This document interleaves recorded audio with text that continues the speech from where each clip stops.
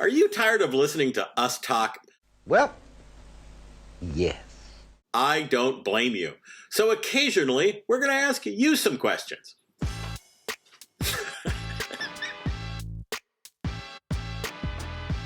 So my name is Julian Cordle, and I live in beautiful Southern Oregon.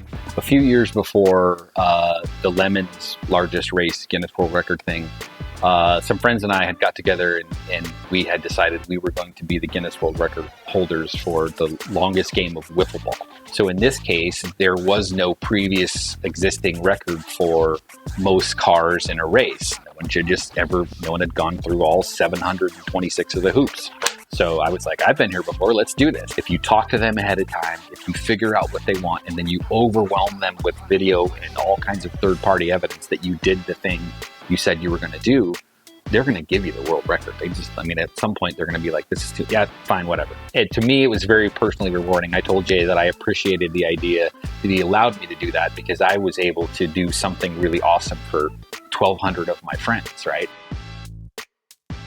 The primary reason that I race Lemons is it's the most enjoyable time I get to spend with my brother.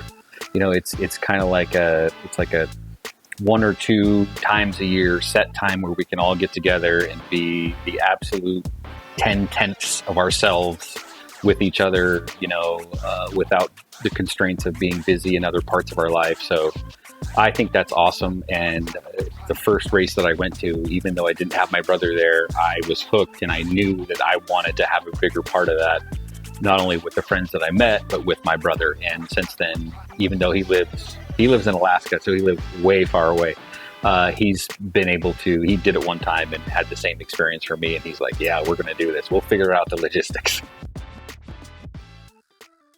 I was at a friend's house one day for a barbecue, and he introduced me to somebody I'd never met before, and his name was Alex. And Alex said, I heard you do this Lemons thing. And I was like, yeah, I'm part of a team out of some guys in Ashland. And he said, I just came across a car that we had to repossess, and it's a Chrysler 300. And I said, okay, well, if I remember correctly, those things are fat and heavy. He goes, yeah, but this one's a 5.7 liter Hemi with all-wheel drive. And I was like, that sounds like a horrible idea.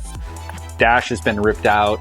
It's got a crunch in the corner. You can see it there. The guy cut out everything of the exhaust, but you know what? It's worth about $500 to our business. So if you want to buy it, I'll sell it to you. And I said, yes. And if you want to come join our team when I get a car all sorted out, that'd be great. And he said, yeah, I'd love to do that. We put a ton of time and effort into the stickers, into the logos, into the flags, like all that stuff. That's where we put all our time. Unfortunately, Alex passed away about a year ago in a motorcycle accident.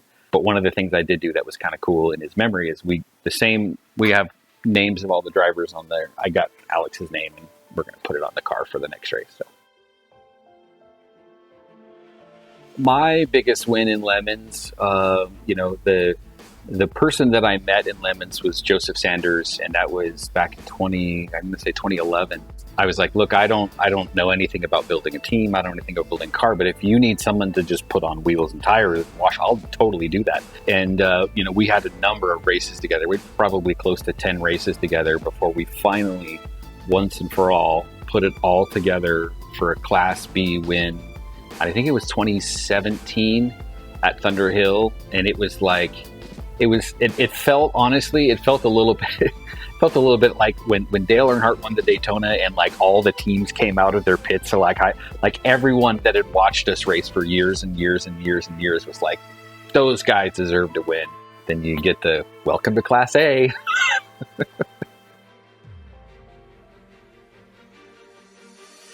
So biggest fail is honestly probably this car right here.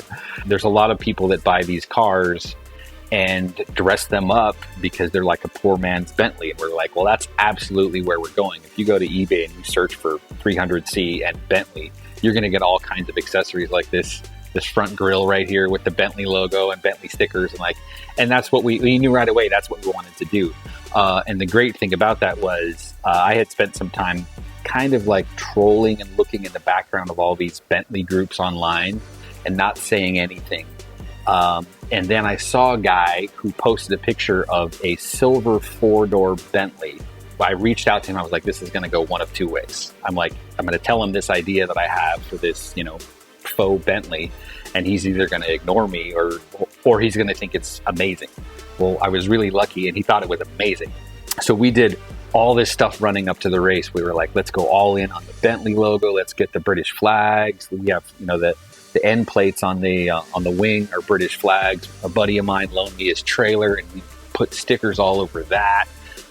It was amazing in every possible way. And we did the reveal of the car there at Lemons Tech. We played God Save the Queen, and I was just all this pomp and circumstance. And when it came time to actually race the car, we literally got 2 hours. That was it, before the car blew up.